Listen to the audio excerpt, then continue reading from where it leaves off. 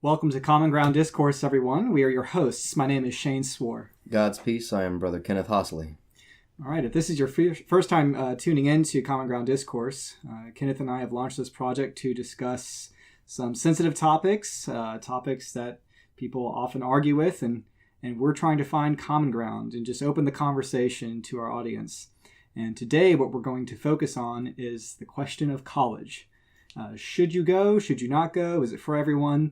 And we're gonna do a sequence of conversations on different questions to consider when asking yourself this question if you're a student in high school or if you're looking back and regretting never going. So let's launch. Is it for everyone? What I'm going to be bringing to the table is anecdotes in my life. I'm not a college graduate. I didn't go to college, and I have found my way through life fairly well.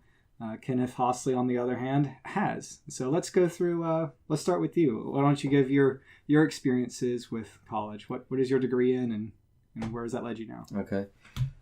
Well, the perspective I bring is not only that I'm in college, but I also teach high school. So right. I'm dealing with students that are constantly thinking about this. But for my own sake, I have an undergraduate degree from the University of Georgia. That was, it started as music education and then realized I wasn't going to compete with the performance majors, so I switched to religion. And I finished majoring in comparative religion with an emphasis on the world comparison. Following that, I went out into the real world, not really being able to use my degree, because there's not much you can do with a religion degree except preach or teach, and I did neither at that point. So from there, I was in the rare book business for 10 years. Then I returned to school. I got my master's degree in divinity, and once again decided or wound up not using my degree. So I started teaching high school, and I teach high school English at this point. So as far as practicality goes, neither of my degrees have I directly put into effect.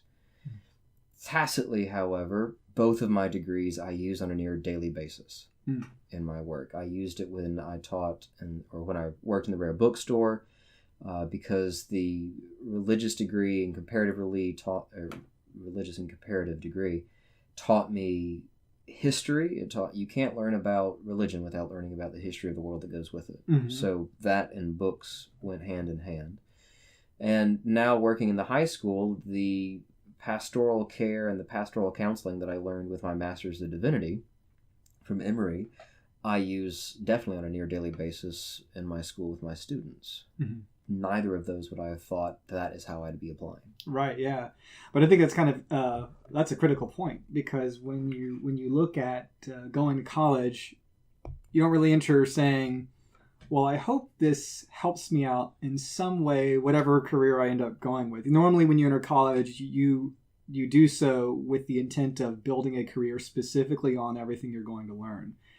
And so I think that brings me to tackling the question, is it for everyone? I think the first thing to look at is that not everyone does well in the way the school system is now. I think we can think of a handful of entrepreneurs who openly admit that they are not great test takers, that the way that the school system is structured just isn't for them. And I think, and this is something we'll talk about later, the awareness to identify that you're not good at it and to try to pivot that in a good way that will help you out in the future, either learning about business or ABC, might help you in the long run. Because if you enter college and you invest so much, and then at the end of the day you're just failing at either test taking or succeeding in the area that you want to succeed in, it could just be an effort to put you in debt.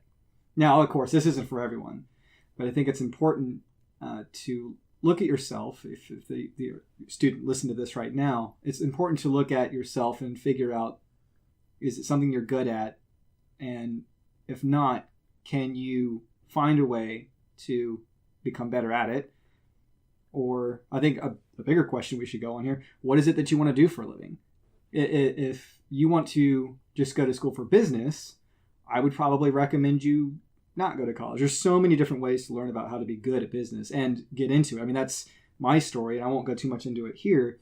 But if you're going to become a scientist, obviously, I think you have to go to college. So what's some advice? Let's just give a scenario. Student comes up to you, and they're not sure what they want to do. And let's just say they can't even make up their mind. What would you recommend? Should they go to college? Well, the first thing I do, because I get this question a lot. Sure, yeah. The first thing I do is ask them, well, what do you like to do? And this really comes from Joseph Campbell when he said, follow your bliss. Whatever it is, follow your bliss, and that's where you need to be. Now, that's a bit idyllic, and it's going to be difficult making money, but if you're not making money and you're happy doing it, then honestly, you might actually be in a better place than most. Mm-hmm. So what is it you want to do? What is it you like to do? And it can be art, it can be cooking, it can be mechanics, it can be working with other people. So the first question is, what gives you life? Mm-hmm. When you can stop doing homework when you're at home, what is it that you gravitate towards to recharge you? Mm-hmm. With that, focus on it and run with it.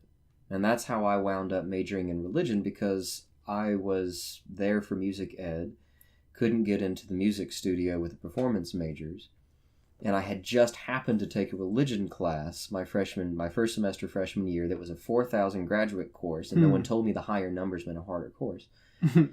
And I wound up doing better than some of the graduate students. Oh. So I found out I loved it, and I decided, well, if they're going to give me a piece of paper for something I love, why don't I do it? Mm-hmm.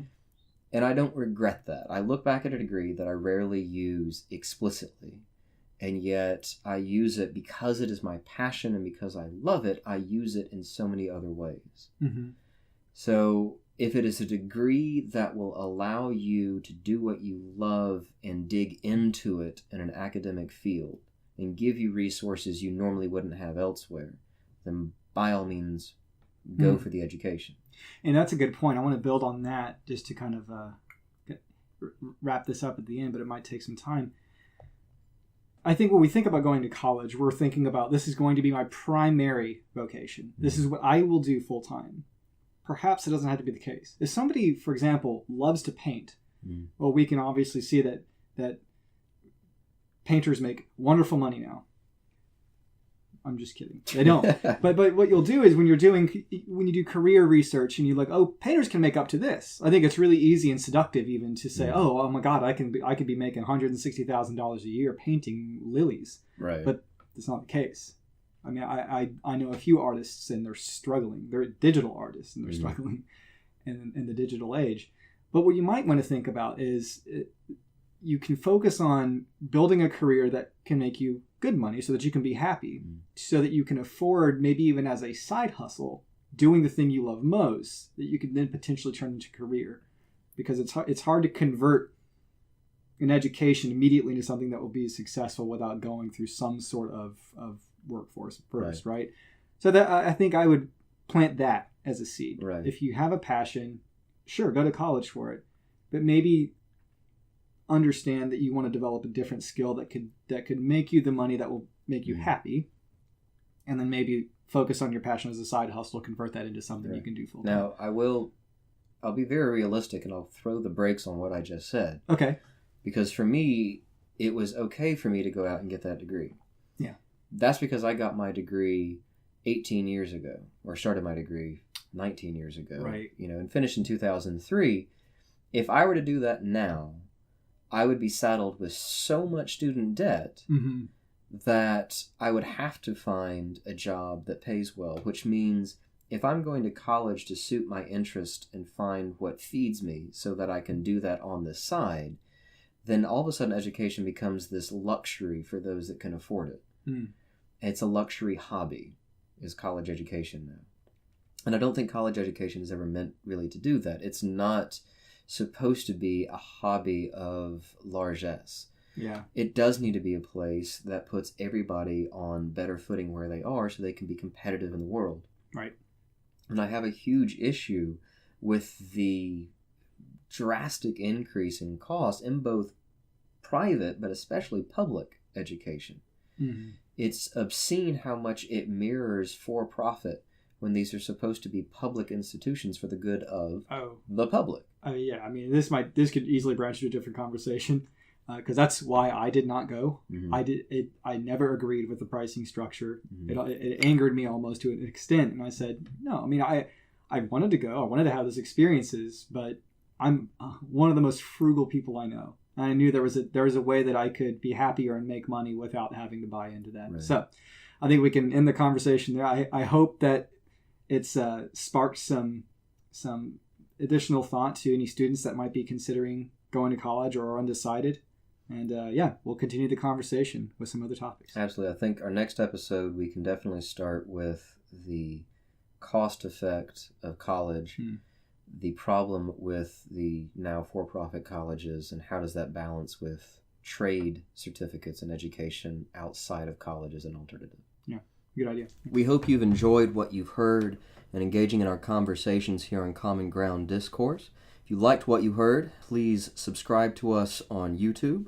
You can also find us on Facebook under the same name, Common Ground Discourse. Please follow us on there, as we will be posting updates and other areas where you can find our content. Thank you. God's peace.